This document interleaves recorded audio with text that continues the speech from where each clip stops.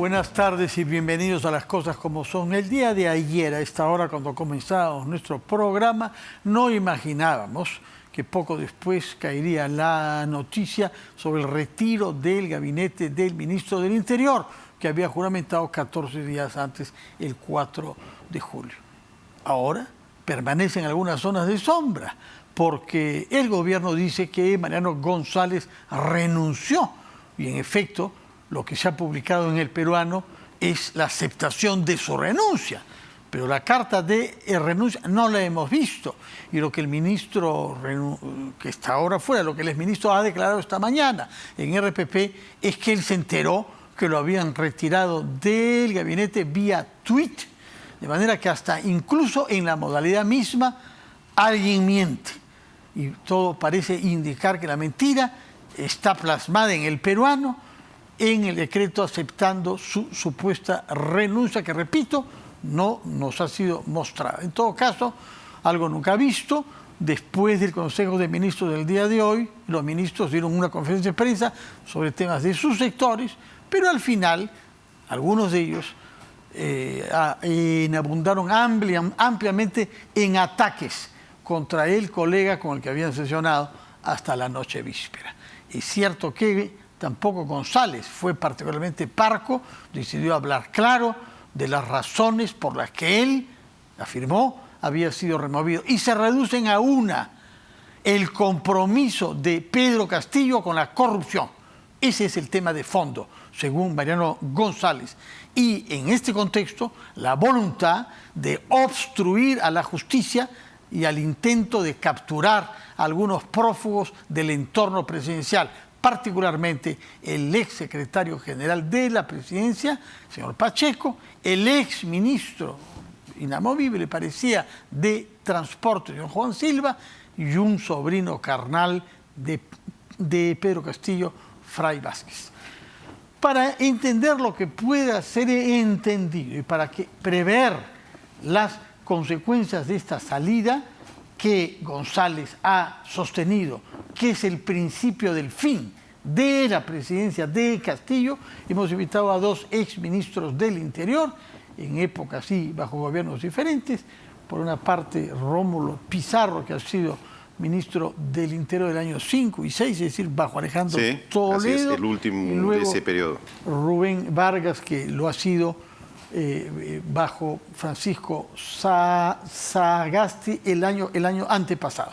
Señores ministros, exministros, buenas noches, gracias por estar acá.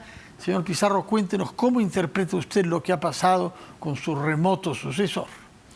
Bueno, en primer lugar, creo que lo conversábamos hace un momento, acá el daño sigue haciéndose al país con las instituciones, en este caso el Ministerio del Interior, porque nuevamente, ¿no?, tenemos un nuevo ministro que está ingresando, en este caso con toda la problemática que tenemos con lo que es la seguridad ciudadana, no como están llamando ahí la inseguridad, que es una percepción. Acá hay sicariato, asesinatos, tráfico de drogas, prostitución, tráfico de órganos, tráfico de humanos, todos los males del mundo los tenemos acá. Y sin embargo es el séptimo ministro nombrado. El gobierno de Alejandro Toledo tuvo 7 ministros de Interior. En 5 años. En 5 años, en un periodo completo. El siguiente gobierno, presidente García, tuvo 7 ministros de Interior en 5 años. Y el presidente Ollanta Humala, 7 ministros de Interior en 5 años también. Es un número que parece que está abonado al Ministerio del Interior. Claro, pero 7 en 5 años. Acá tenemos 7 en un solo año, que no llegamos al año todavía, estamos esperando el 28. Entonces, hoy día, después de las declaraciones del exministro Mariano González,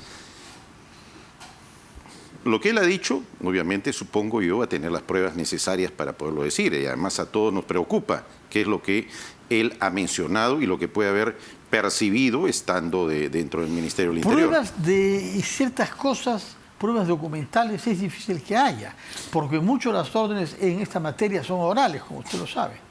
Sí, pero él por lo menos menciona que tiene. ¿Cuál será? Esa es la pregunta que se le tiene que hacer a él y seguramente a la Fiscalía y el Poder Judicial.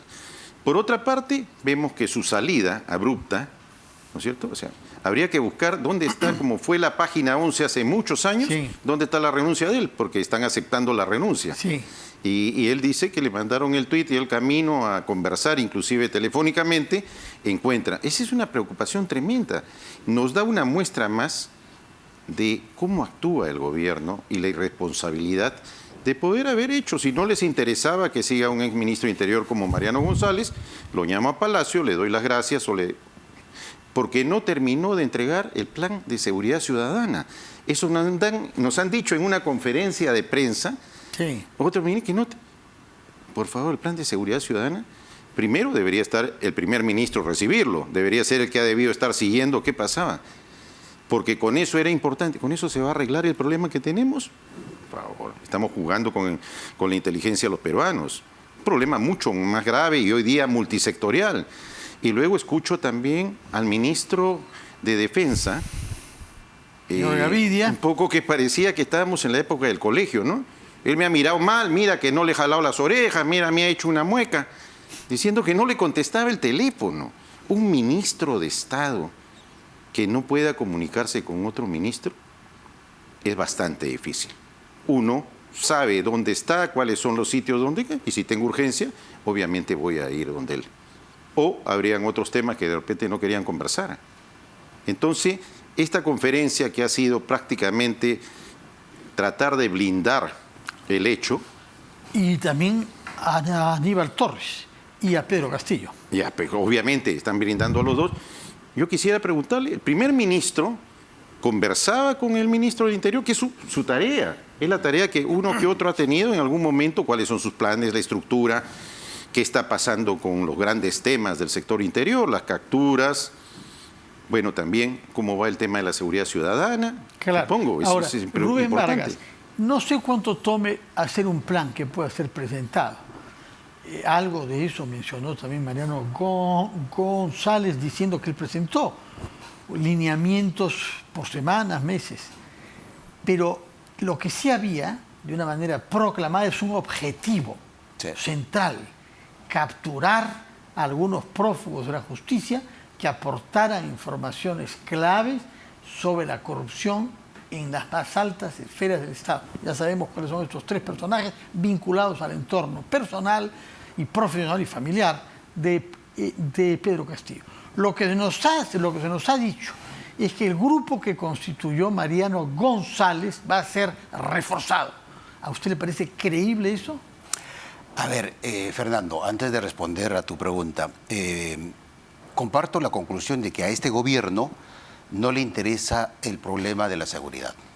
Y la prueba es que ninguno de los 7 ministros, ha presentado una estrategia para enfrentar estos problemas. Ni siquiera no tuvieron tiempo, ¿no? Pero bueno, el gobierno tampoco. Sí. En los anuncios ante el Congreso, la presentación del primer ministro, han sido solamente anuncios y proclamas demagógicas, efectistas, como la declaratoria del estado de emergencia. Que continúa. Pero por inercia, sin un objetivo claro. Recuerdo que el presidente dijo que en 48 horas iban a expulsar a todos los extranjeros. Ya se va a llegar al año y no se ha conseguido expulsar a ninguno, me parece. Entonces, en realidad, el gobierno no tiene el interés, no tiene idea de cómo enfrentar a este difícil problema de la seguridad que nos afecta cotidianamente a todos. Eso en primer lugar. En segundo lugar, creo que la decisión del exministro Mariano González de constituir este equipo es una medida sin duda acertada, muy importante, y además porque se ha convocado a lo mejor que tiene la Policía Nacional precisamente en esta materia de la investigación. ¿Es original que se reúna a 4 jefes de alta gradación, creo que los 4 son coroneles, de cuerpos diferentes, con un objetivo operativo único? Bueno, hay experiencias similares sin ninguna duda, pero creo que la importancia de este equipo en específico es el perfil que tiene cada uno de ellos. El coronel Colchado tiene una enorme experiencia. Ya capturado, me parece, da personalidades importantes. Claro, en realidad el coronel Colchado, tiene experiencia, participó, colaboró en la operación Chavín de Huántar, participó en la captura de Artemio de manera directa, participó en los megaoperativos que se realizó desde la DIVIAC, desde la División de Investigaciones de Alta Complejidad.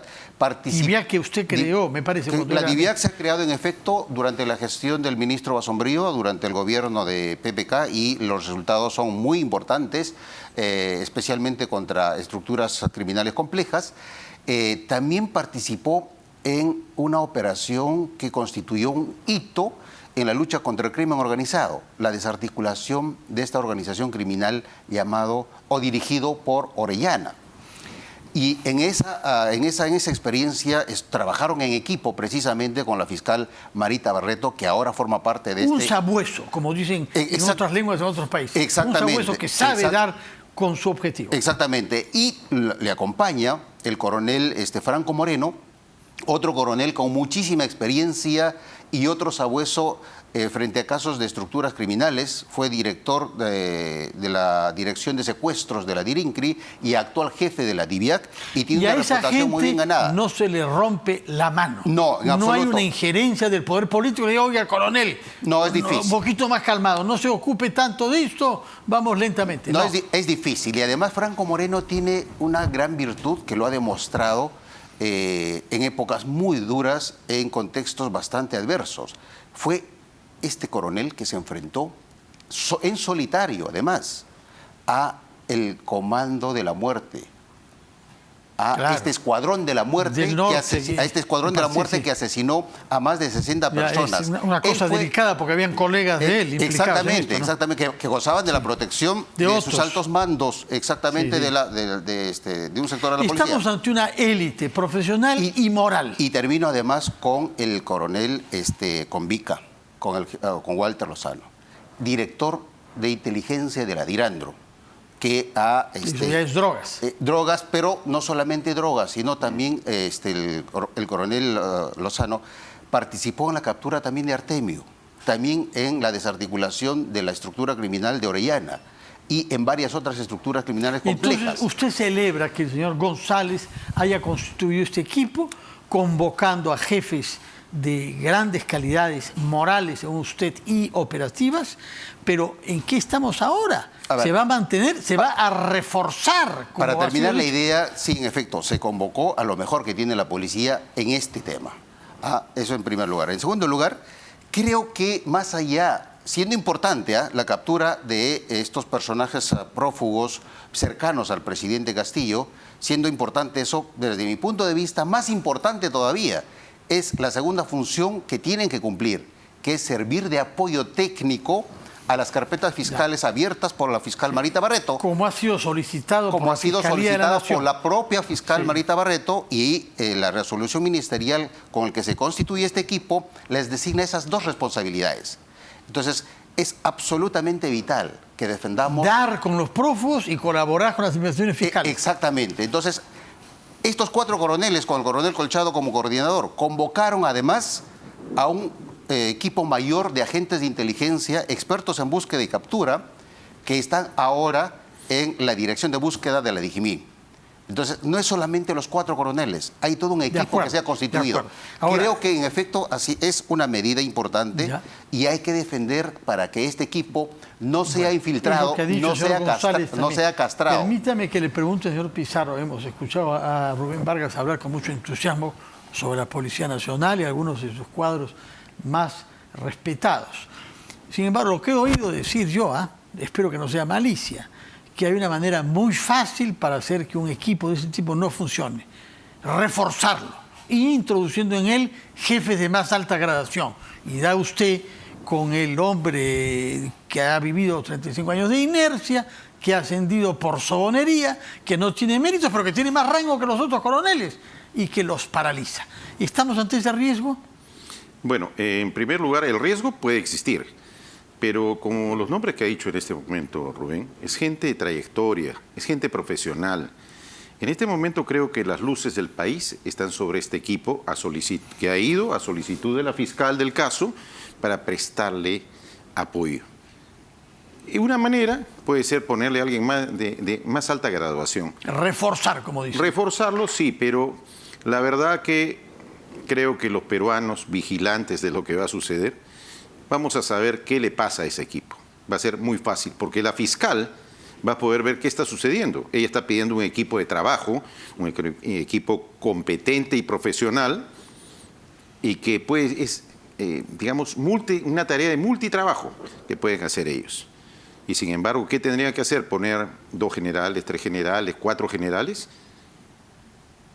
Primero el general tendría que aceptar ir a eso que sabe Para que... esas tareas siempre se encuentra gente, Sí, con el vientre un poco prominente y con ganas escasas de que trabajar. haya puesto arriba, ¿no? Y que haya puesto de repente arriba. Yo sí tengo algunos temores. Yo sí creo que podría haber un intento por querer poner cortapisas a este equipo. Porque recordemos que ya el director de inteligencia del Ministerio del Interior, la DIGIMIN, renunció esta mañana. El general César Vallejos, exactamente, sí. Que es un excelente general. Sí, con una carta dura, una carta que me pareció, él es un hombre retirado. Retirado. Se puede un excelente general, claro, con un perfil y pergaminos bien puesto, totalmente. Él, con la autoridad que le da por su trayectoria policial, aquí estamos ante decisiones que no se condicen con los objetivos de la policía. Es lo que corresponde a un general de la talla del general César Vallejos, César Vallejos. Ahora, el tema que veo es que el equipo que se ha constituido con el coronel Colchado como coordinador está en la estructura de la DIGIMIN, está en la dirección de búsqueda. Entonces, este ministro, el nuevo ministro del Interior, va a tener que designar al director general de la DIGIMIN, es decir, al jefe de Colchado. Entonces, para que el nuevo jefe de Colchado no se convierta en un problema para el equipo, necesitamos que haya una relación directa entre este equipo especial de la policía con la fiscalía, con la fiscal Barreto. Y para eso se necesita aprobar el protocolo de actuación de este equipo con el Ministerio Público. ¿Quién tiene que adoptar ese protocolo? El Ministerio del Interior. Bueno, ahora, la pregunta de fondo entonces es, ¿ustedes creen, prescindiendo de malicia y de inocencia, que el gobierno de Pedro Castillo tiene interés en ubicar y capturar a los prófugos? No, claro que no. Señor Pizarro. A ver, yo quería terminar con la otra parte, simplemente decir que otra manera que no se nota es no darle los recursos. Sí. O sea, puede estar el equipo, pero tienen que viajar, tienen que salir. No hay recursos en un mes. No, en este momento no hay caja, no hay vehículos. Qué pena. Entonces, esa es otra manera que tenemos que estar muy cautelosos de que suceda, porque eso se nota. Y volviendo a lo de la pregunta de Pedro política, Castillo, la cosa política. La verdad que cada día nos damos cuenta que no hay ningún compromiso con respecto a la transparencia. En primer lugar, la transparencia. No hablemos de corrupción, no hablemos de gente no capaz en ciertos cargos. No hablo de ministerios solamente, sino, digamos, de ministros. Estoy hablando hacia abajo en la propia estructura, que están haciendo que grandes proyectos no se ejecuten, que inversiones no se lleven a cabo. Están paralizando el país, ¿cierto? Hemos tenido la huelga de transportistas, distraemos a la policía y, mientras tanto, el único ganador, sigo diciéndolo, es el narcotráfico, la gran industria del país. El narcotráfico y los prófugos. Ahora, alguien nos está ayudando. Uno no puede vivir así semanas y meses escondido, sabiéndose perseguido por la policía del Perú, si no cuenta con recursos y con el apoyo de alguien, ¿no?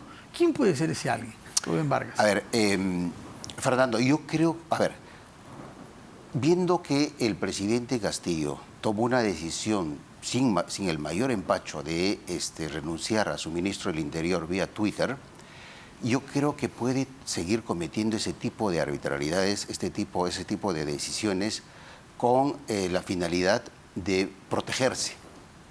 O sea, pone una balanza mantener a este equipo de la policía o que me pueden cuestionar a mí. Exactamente, o que sigan avanzando en las investigaciones o que detengan a Silva. Él va a tomar la decisión por desactivar a esta comisión o por ponerle cortapisas. Estamos ante un riesgo grave. Yo pienso que estamos ante un riesgo grave. Por eso es que es importantísimo que la fiscal Barreto solicite al Poder Judicial para que a través de una resolución judicial se proteja a este equipo de policías y no se desactive. ¿Eso se puede hacer? Sí. Y quien atente contra ese equipo, una vez reconocido por el Poder Judicial, ya comete un delito de obstrucción a la investigación de delitos graves como el que ahora estamos viendo.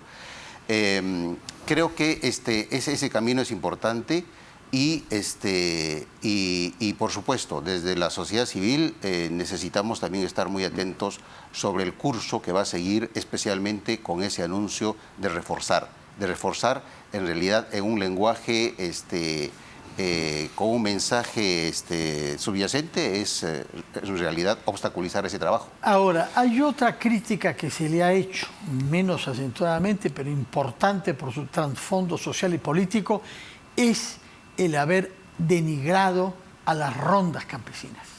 Y esto porque el ministro González dijo que lo que se había hecho en la localidad de Chota, en la que se tuvo a 2 periodistas, fue un secuestro. No lo dijo el primer día, pero lo dijo el segundo día y lo acentuó con mucha claridad. Esto ha sido mal recibido, aparentemente por algunos, que cuentan con las rondas para no se sabe bien qué, porque el presidente Castillo dijo que él daría cuenta a las rondas. Y si él hubiese robado un solo sol al pueblo, se sometería a la jurisdicción de las rondas. Eso lo dijo el presidente, desconociendo totalmente el marco normativo. Pero, ¿qué está pasando con las rondas? ¿Por qué esta voluntad de escamotear delitos cometidos, tanto en Chota como una semana después en la Sierra de la Libertad? ¿Por qué este argumento de la interculturalidad en un contexto complicado? Porque el Congreso, unas semanas antes, publicó una ley por insistencia sacada de un archivo oscuro en donde había estado durante un año para darle poderes especiales a los comités de autodefensa y permitirles accionar en el conjunto de nuestro territorio y, entre otras cosas, recibir armas donadas por el Ministerio de Defensa o por privados.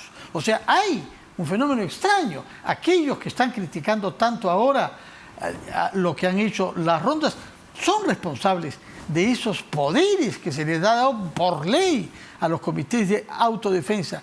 Y estamos ante una situación complicada. Yo quisiera que me explique por eso qué papel ha jugado la actitud que ha tenido González, reprobando el comportamiento de esas rondas o no rondas, porque hay alguna discusión ahora sobre la identidad de los que han hecho esto, pero hemos visto delitos manifiestos de secuestro y coacción contra periodistas en Chota y de tortura y de vejámenes inimaginables, sobre todo, tengo entendido, para campesinos, desnudar a mujeres y torturarlas desnudas. Esto no tiene precedentes. Sí hay precedentes en castigos contra brujas. Y eso sí hemos visto en otras oportunidades, lamentablemente. Pero desnudar a mujeres y torturarlas, explíqueme, por favor, señor Vargas. A ver, yo creo, Fernando, que se han intentado buscar excusas para justificar la decisión política de retirar al ministro González. Y el pecado del ministro González ha sido constituir este equipo y darle las facultades que conocemos. Buscar a los sobrinos y a los personajes más cercanos de Castillo y apoyar en las investigaciones que hace la Fiscalía contra él, porque, según el Ministerio Público, hay una estructura criminal que está en el poder, en la cima del poder. Eso en primer lugar. En segundo lugar, lo de las rondas campesinas, en efecto, reconocemos a la institucionalidad de las rondas como organizaciones sociales que han ganado su legitimidad apoyando a recuperar condiciones de seguridad en sus respectivas comunidades. Pero por supuesto también sabemos que en ese trabajo, en ese esfuerzo, se han cometido serios excesos permanentes que inclusive muchos de ellos han sido judicializados.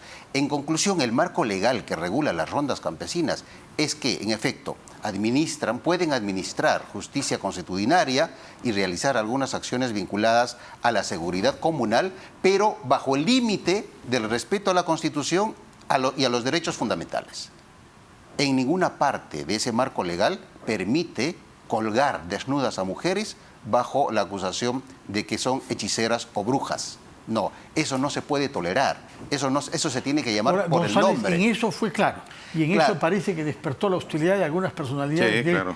Es cierto, sin embargo, desde mi punto de vista, el tema central acá es la posibilidad de la captura a los sobrinos, al exsecretario y la investigación. Aún más importante, pero no hay que desconocer la aparición de grupos armados de de diversos acuerdo. tipos que puedan potencialmente ser utilizados. Señor Pizarro. Es que esta ley extraña que ha salido, la 31494, que en el gobierno de presidente Sagasti la archivaron, Sí. de repente, extrañamente, la desarchivan, la presentan, la aprueban, y esta ley, la verdad es que debería merecer una revisión, lo mínimo, una revisión. Pero lo curioso es que aquí hemos entrevistado al almirante Cueto, que es un hombre con experiencia en inteligencia, ha sido presidente del Comando Conjunto, y él me aseguró que sería, por lo menos, mejorada, si no derogada.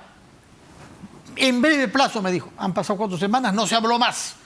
Y se lo digo para que escuche, señor Cueto, Claro. a ver si honra su palabra, dada acá. No se ha vuelto a hablar de eso. Y estamos ante el riesgo de vernos con grupos armados, con armas dadas por grupos privados. ¿Qué grupos privados conoce usted en el Perú, señor Pizarro, que puedan tener interés en armar a llamados comités de autodefensa fuera de la zona de emergencia?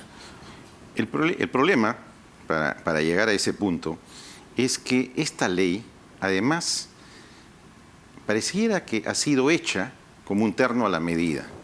Porque ahí primero la reconoce, luego, como has dicho, tienes que tener un marco donde van a actuar.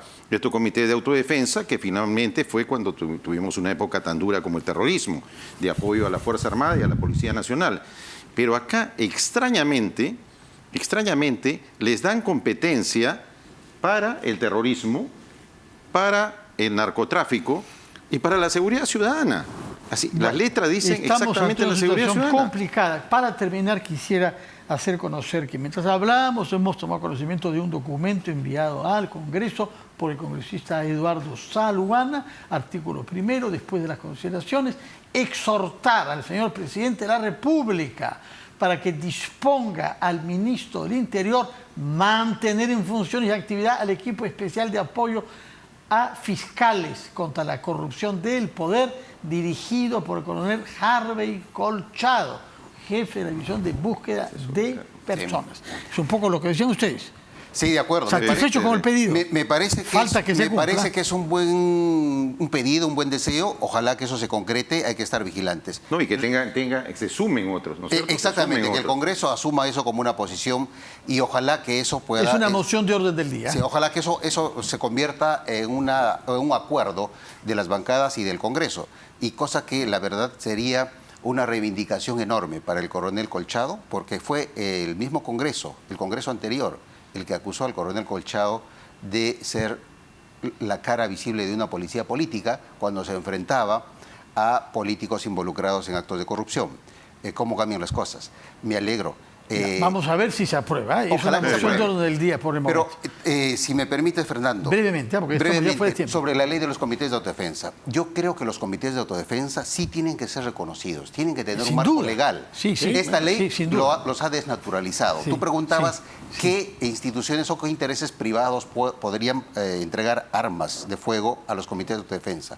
No olvidemos que el Perú está manejado en muchas regiones tomadas como zonas liberadas por las economías ilegales. El narcotráfico, la tal ilegal y la minería Así es. ilegal. El contrabando. Son ellos Bueno, los que pueden armar a los comités muchas de gracias defensa. por su presencia. Contamos con ustedes dos y con la experiencia que tienen como exministros del Interior para mantener esta mirada vigilante y crítica, a ver si en efecto se va a reforzar este equipo creado por el ahora exministro González y sobre todo que se cumpla el objetivo, capturar a los prófugos y explicar bien los casos de corrupción en el poder, que es la tarea que se les ha asignado. Muchas gracias por su presencia, señor Pizarro, señor Vargas, que tengan buenas noches. Vamos a hacer una pausa y retomamos las cosas como son.